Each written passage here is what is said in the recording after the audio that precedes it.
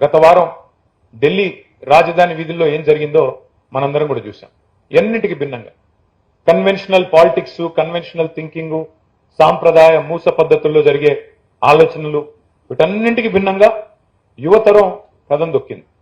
ఒక కొత్త తరహా ఆందోళన, ఒక కొత్త తరహా ఆలోచన ఢిల్లీ పురవీధుల్లో కదం దొక్కితే ముందెవరూ నమ్మలేదు. ప్రభుత్వం మాత్రమే వనకలేదు, ఒక రకంగా చెప్పాలంటే మీడియా కూడా చెమటలు పట్టించింది. మీకు గుర్తుండాలి, భజన మీడియాకైతే మొత్తం బల్బులు ఎగిరిపోయినాయి.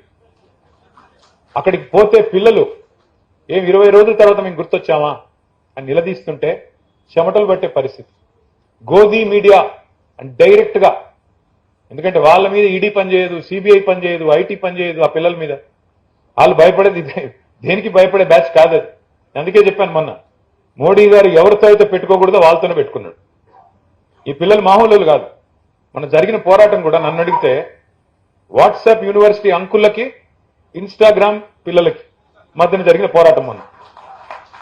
ఎవరు గెలిచారు ఫస్ట్ రౌండ్ మీరు చూశారు, నేను చెప్పను కానీ పోటెత్తింది పోరాటం, పోటెత్తింది. కొత్త తరం పిల్లలు నిజంగా మనం ఒకసారి మహేష్ కుమార్ గౌడ్ గారితో ఇప్పుడు మాట్లాడుతున్నప్పుడు కూడా అన్నా మీ పిల్లల వయసు ఎంత అంటే ఇద్దరు 20లోనే ఉన్నారు అన్నారు, 20s లో ఉన్నారు అన్నారు. ఈ కొత్త తరం పిల్లలు మేమేమనుకుంటామంటే తండ్రులుగా, నా కొడుకు కూడా 21, నా కొడుకు బాగాలేకపోతే ఫోన్ చేశారు మహేష్ అన్న. ఫోన్ చేసినప్పుడు మాట్లాడినప్పుడు అడిగా మీ పిల్లల వయసు ఎంత అంటే, కొత్త తరం పిల్లల గురించి మేమేమనుకుంటామంటే 50లో ఉన్న వాళ్ళం, 50లో నిన్న మొన్న పడ్డవాళ్ళం, ఇంకా 50 అంటే కొద్దిగా జీర్ణం కట్టదు, అందుకే ఏమనుకుంటామంటే వీళ్ళకి సోయి లేదు, దేశం మీద పట్టింపు లేదు, సమాజం మీద అవగాహన లేదని మేము అనుకుంటాం. కానీ కాదు, వాళ్ళకి మనకంటే ఎక్కువ కాన్ఫిడెన్స్ ఉంది, వాళ్ళకి మనకంటే ఎక్కువ కమిట్మెంట్ ఉంది, వాళ్ళకి దేశం మీద ప్రాబబ్లీ మాకున్నంత కంటే ఎక్కువ ప్రేమ ఉందని చెప్పి మొన్న ఢిల్లీ చూసిన తర్వాత మాత్రం అర్థమైంది. ఎందుకంటే పత్రికలు పట్టించుకోలేదు, ట్రెడిషనల్ మీడియా పట్టించుకోలేదు, ఆందోళన ఛానళ్లు చర్చ పెట్టలేదు. కానీ లక్షల మంది కదం తొక్కారు. చివరికి ఎవరైతే మేము బయోలాజికలే కాదన్నారు, నాన్ బయోలాజికల్ అన్నారు, వారి మెడలు కూడా వంచారు. ఇది మామూలు విషయం కాదు.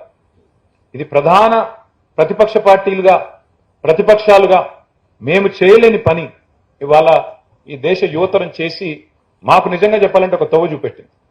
ఇదిగో ఇట్లా కూడా చేయొచ్చు, ఇన్విన్సిబుల్ అనుకున్న వాళ్ళని కూడా మీరు కూడా మానవ మాత్రులే, మీరు కూడా బయోలాజికల్ అని గుర్తు చేయవచ్చు అని చెప్పి బ్రహ్మాండంగా మరి చూపెట్టగలిగారు. ఇక్కడ ఒక మాట మాత్రం చెప్పాలి, ప్రభుత్వాలు ఏమనుకుంటాయి, ప్రభుత్వాల్లో ఉన్నప్పుడు మాతో సహా నేనేదో అతీతం, నేను మాత్రం మొన్నటిదాకా ప్రభుత్వంలో నేను ఇయ్యాలొచ్చి శుద్ధులు చెప్తున్నాడు అనుకోకండి. ఎవరైనా ప్రభుత్వంలో ఉన్నప్పుడు మీడియా మేనేజ్మెంట్ చేస్తే చాలా వరకు ప్రజల్ని, పర్సెప్షన్ ని మేనేజ్ చేయవచ్చు అనే ఒక అభిప్రాయంలో ప్రభుత్వంలో ఉన్న వాళ్ళు ఉంటారు. కానీ ఏం జరిగింది మన ఢిల్లీలో? అర్ధరాత్రి ప్రధానమంత్రి గారు ఇన్స్టాగ్రామ్ లో వీడియో పెట్టాల్సిన పరిస్థితి వచ్చింది. అంటే సోషల్ మీడియా, కొంతమంది మిత్రులు మాట్లాడుతూ సోషల్ మీడియాలో మహేష్ గౌడ్ గారు కూడా అన్నారు, ఫేక్ న్యూస్ కూడా కొన్ని హద్దులు దాటపోతే బాగుంటుంది సోషల్ మీడియా అన్నారు. కానీ ఎవరు గీయాలి హద్దులు? ప్రభుత్వాలా? ఎవరు గీయాలి హద్దు? మరి ఎవరు గీస్తారు? ట్రెడిషనల్ మీడియాని ఎలాగో మేనేజ్ చేశారు. చివరికి ఇక్కడ మేము రాస్తాము మీ మీద వార్తలు, అప్పుడప్పుడు పాజిటివ్ రాస్తాం, అప్పుడప్పుడు నెగిటివ్ రాస్తాం, ఉన్నవి ఉన్నట్టు రాస్తాం, కానీ యాడ్స్ మాత్రం ఆపకండి అని అడిగే పరిస్థితి వచ్చిందంటే పరిమితులు, స్వేచ్ఛకి హద్దులు పెడితే ఇంకా అది వాక్ స్వాతంత్రం ఎట్లా అవుతుంది, అది స్వేచ్ఛ ఎట్లా అవుతుంది? స్వేచ్ఛకు పరిమితులు ఉండకూడదు. పరిమితులు అంటే సరే, వాక్ స్వాతంత్రం ఇచ్చాం కాబట్టి వాక్ భూషణాలతో దాడి చేయండి, వాడి వేడి మాటలతో బూతులు తిట్టండి అని కాదు. కానీ డెఫినెట్ గా ఇవాళ సోషల్ మీడియా లేకపోతే ఇవాళ ప్రభుత్వాలలో ఈ చలనం వచ్చేది కాదు, జవాబుదారితనం కూడా వచ్చే పరిస్థితి లేదు. ఇవాళ పిల్లలు, మనం ఆలోచించాల్సింది అంటే పిల్లలు ఏం కోరుకుంటున్నారు, కొత్త తరం పిల్లలు? ఎందుకంటే వచ్చే ఎలక్షన్ కాడికి 2029 నాటికి the largest voting block will be gen Z. Largest voting block అంటే 50% పైగా ఓట్లు ఈ పిల్లలే అయిపోతా ఉన్నారు. దేశ తలరాత వారే నిర్ణయించబోతా ఉన్నారు.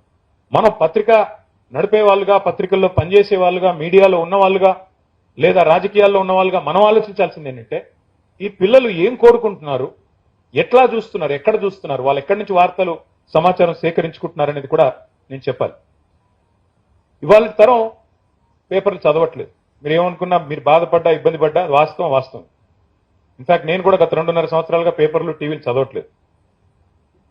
మహేష్ గౌడ్ గారు ఒక మాట అన్నారు ఇందాక, మీరు లేదా ముఖ్యమంత్రి గారు కొన్ని సందర్భాల్లో భాష కొంత నియంత్రణలో ఉంటే బాగుంటుంది అన్నారు.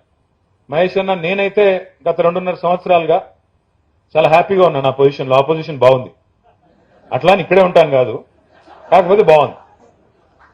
కాకపోతే మరి ముఖ్యమంత్రి గారే ఎందుకో కంఫర్టబుల్ గా ఉన్నట్టు అనిపించట్లేదు.